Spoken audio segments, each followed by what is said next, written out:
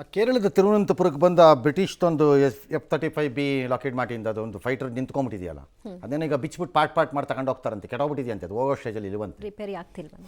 ಏನ್ರೇ ಅದಕ್ಕೆ ಎಷ್ಟೋ 3,000 ಕೋಟಿನೋ 1,500 ಕೋಟಿನೋ ಕೊಟ್ಟಿರ್ತಾರೆ ಅದಕ್ಕೆ, ರಿಪೇರಿ ಆಗಲ್ವಾ? ಆ ಕೇರಳ ಸರ್ಕಾರದವರು ಆಹಾ ಪ್ರಭೂತಿಗಳು ಅಡ್ವರ್ಟೈಸ್ಮೆಂಟಲ್ಲಿ ಹಾಕೊಂಡವ್ರಂತೆ.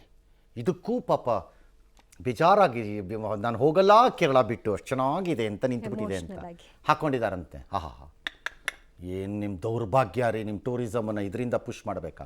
ನಾಳೆ ಒಬ್ಬ ಟೆರರಿಸ್ಟ್ ಬಂದಲ್ಲಿ ವಾಸ ಮಾಡ್ತಾನೆ, ಅದನ್ನು ಹಾಕೊಳ್ಳಿ ಅಡ್ವರ್ಟೈಸ್ಮೆಂಟಲ್ಲಿ. ಭಯೋತ್ಪಾದಕನೂ ಬಂದು ಬಿಟ್ಟ ನಮ್ಮ ರಾಜ್ಯಕ್ಕೆ, ಕೇರಳದ ಸೌಂದರ್ಯವನ್ನು ಮೆಚ್ಚಿ. ಥೂ.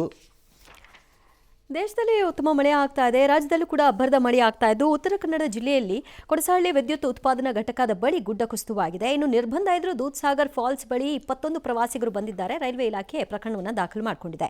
ಇತ್ತ ತುಂಗಭದ್ರಾ ಜಲಾಶಯದಿಂದ 35,000 ಕ್ಯೂಸೆಕ್ ನೀರನ್ನು ನದಿಗೆ ಬಿಟ್ಟಿದ್ದಾರೆ. ಹಂಪಿಯ ಸ್ನಾನಘಟ್ಟಕ್ಕೆ ಪ್ರವಾಸಿಗರು ತೆರಳದಂತೆ ಸೂಚನೆ ಕೊಟ್ಟಿದ್ದಾರೆ.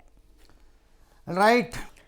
ಚಿತ್ರದುರ್ಗದ ಮುರುಘಾಶ್ರೀ ಪೋಕ್ಸೋ ಕೇಸ್ನಲ್ಲಿ ವಿಚಾರಣೆಯನ್ನು ಜುಲೈ 10ಕ್ಕೆ ನ್ಯಾಯಾಲಯ ಮುಂದೂಡಿಕೆ ಮಾಡಿದೆ. ಮುರುಘಾಶ್ರೀ ಹೇಳಿಕೆಯನ್ನು ಇವತ್ತು ದಾಖಲು ಮಾಡಿಕೊಳ್ಳಾಯಿತು, ಮತ್ತೆ ಜುಲೈ 10ಕ್ಕೆ ಹೇಳಿಕೆ ದಾಖಲಾಗುತ್ತೆ.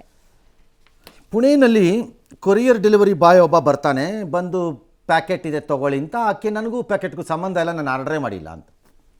OTP ತಗೊಳಕ್ಕೆ ಮೊಬೈಲ್ ತೊಗೊಂಡು ಬರಕ್ಕೆ ಒಳಗೆ ಹೋಗ್ತಾಳಂತೆ ಸರ್. ಡೋರ್ ಓಪನ್ ಮಾಡ್ಕೊಂಡು ನೀವು ಒಳಗೆ ಹೋಗ್ಬಿಡ್ತಾರೆ. ಒಳಗಡೆ ಹೋಗಿ ಪೆಪ್ಪರ್ ಸ್ಪ್ರೇ ಮಾಡಿ ಆಕೆನ ರೇಪ್ ಮಾಡಿ ತಾನೇ ಫೋಟೋ ತೆಗೆದು ಮತ್ತೆ ಬರ್ತೀನಿ ಅಂತ ಬೇರೆ ಹೇಳೋಗ್ತಾನಂತೆ.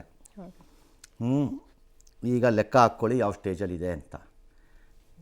ಇದಕ್ಕೆಲ್ಲ FIR ಮಾಡ್ಕೊಂಡು, ಕಾನೂನು ಮಾಡ್ಕೊಂಡು, ಕೋರ್ಟಲ್ಲಿ ಕೋರ್ಟ್ ಮಾಡ್ಕೊಂಡು 16ನೇ ಮಾಡಿ ಕರ್ಕೊಂಡೋಗಿ ಕೆಳಗೆ ತಳ್ಳೋದು ಬಿಡ್ಬಿಟ್ಟು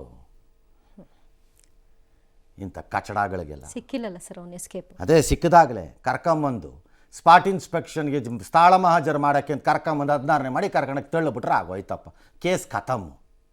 ನ್ಯಾಯ ಸಿಕ್ತು. ಎಸ್.